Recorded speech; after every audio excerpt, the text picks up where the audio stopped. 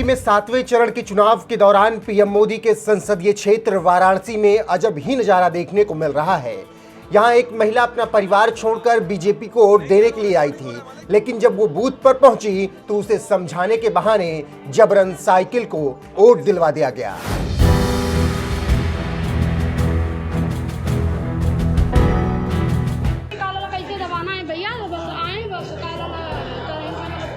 वो आदमी अभी नहीं दाब दी इसे। अपने से दाब दिए। वो किस पे दाबे हैं? साइकिल पे।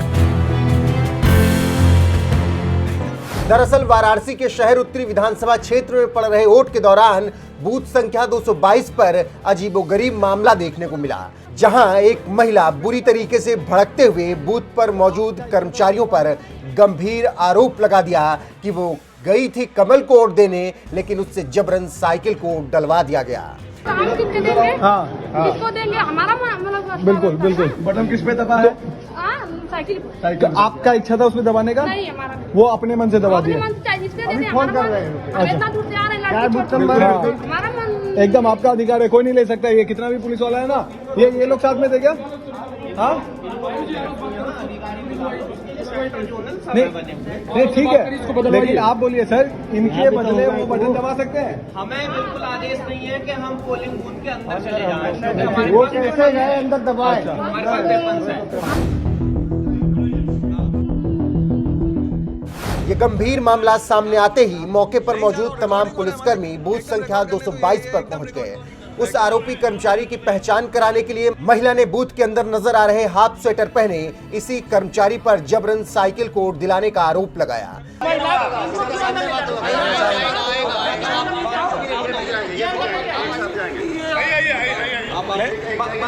इनको यहाँ रहने दिया, उनको बुलाइए। हाँ नहीं जा रहा हूँ, रिकॉर्डिंग हो रहा है मालिक, एकदम रिकॉर्ड करने तो ये एकदम रिकॉर्ड एकदम।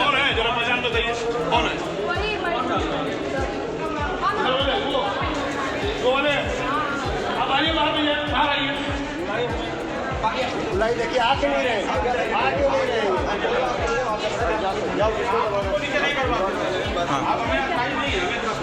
वो साहब क्या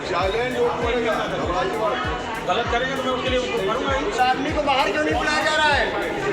नहीं, वो आदमी है, दिखा देना होगा कैमरा में किसके बारे में बात हो रही है। ये साहब है हाफ स्वेटर में, ये हाफ स्वेटर में जो साहब है। अरे वोट दबा दे रहे हैं लोगों का, आप बोल रहे हो फोटो मत कीजिए, ये हमारा अधिकार है। हाँ कैसे दबाना है भैया? बस आए, बस वो आदमी अभी नहीं दाब दी इसे। अपने से दाब दिए। वो किस पे दाबे हैं? साइकिल पे। आप चाह रहे थे साइकिल पे वोट देना, आप नहीं। जिसको देते हैं। किसका क्या नाम है आपका? वो नहीं बताएंगे, सही है। कौन डाला किस बुक पे?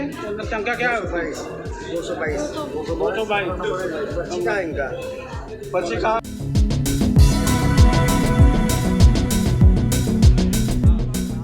जिस उत्तरी विधानसभा क्षेत्र का ये मामला है, यहां से बीजेपी के मौजूदा विधायक और योगी सरकार में मंत्री रविंद्र जायसवाल को टिकट दिया है, जो सुबह ही मतदान डालने के लिए पहुंचे थे और बीजेपी को 350 सीट मिलने का दावा किया था।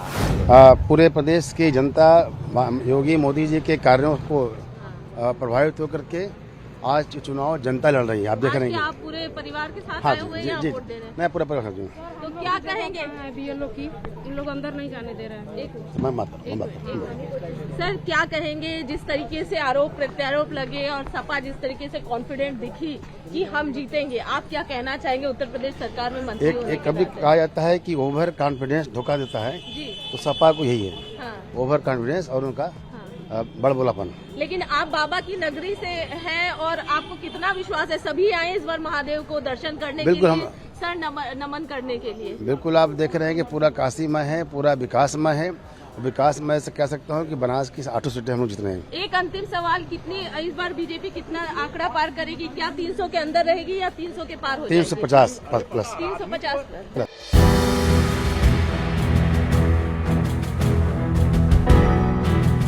एक तरफ जहां यह महिला वोटर बूथ कर्मचारियों पर जबरन साइकिल को वोट दिलवाने का आरोप लगा रही है, तो वहीं दूसरी तरफ सपा ने भी बीजेपी पर गंभीर आरोप लगाते हुए कहा है कि वाराणसी जिले की शिवपुर विधानसभा 386 के बूथ संख्या 147 पर बीजेपी प्रत्याशी अनिल राजभर के नाम की पर्ची छपी होने पर ही वोट डालने दे रहे हैं। बीएलओ द्वारा दी गई पर्ची पर मतदान करने से रोका जा रहा है। जिला प्रशासन और चुनाव आयोग तत्काल संज्ञान ले।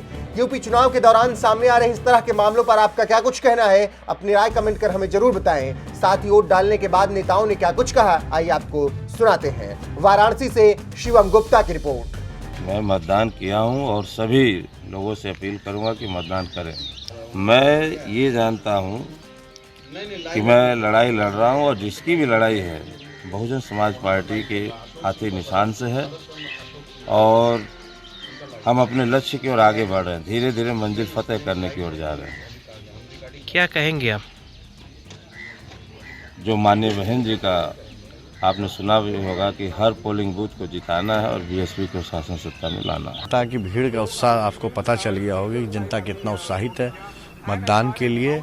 ये हमारा संवैधानिक अधिकार है और हमें विश्वास है कि यहाँ की मोहम्मदाबाद की जनता हमें सेवा करने का अवसर देगी। आपको क्या उम्मीदें हैं? क्या क्या आप करना चाहते हैं लोगों के लिए? विकास सबसे पहले तो, और लोगों का मान सम्मान, और जो हमारी पार्टी की नीतियाँ हैं उनको आगे बढ़ाने का काम करेंगे। हिंदुस्तान के इतिहास में, दुनिया के इतिहास में कभी नहीं हुआ था। GTA गेम होता था, उसमें देखा गया था कि गाड़ी से किस इंसानों को रौंदा जाए। ये आज तक कभी नहीं हुआ था हिस्ट्री में। ये इतना दुर्भाग्यपूर्ण है। उसके बाद भी कोई कार्रवाई नहीं हुई। हाथरस में क्या हुआ, इसका किसी से छिपा है? आप सबके सामने, जनता सब जानती है, समझदार है। आने वाली 10 मार्च को पता चल जाएगा। उत्तर प्रदेश विधानसभा चुनाव का आज अंतिम चरण है। 7वें चरण का चुनाव तिथि 7 मार्च और प्रातः 7 बजे से प्रारंभ हुआ है। मतदाताओं में भारी उत्साह है। 54 विधानसभा सीटों पर आज चुनाव हो रहे हैं। मेरी सभी मतदाता भाइयों बहनों से अपील है वे अधिक से अधिक संख्या में जाकर के अपने मताधिकार का प्रयोग करें। यह न केवल उनका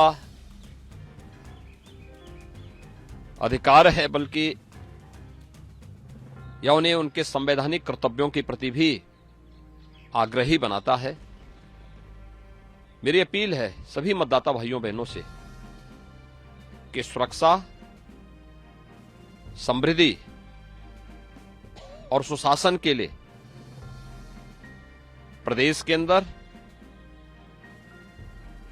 हम भारत निर्वाचन आयोग के द्वारा दी गई व्यवस्था के अंतर्गत अधिक से अधिक संख्या में जाएं और हर वयस्क मतदाता अपने मताधिकार का प्रयोग करें।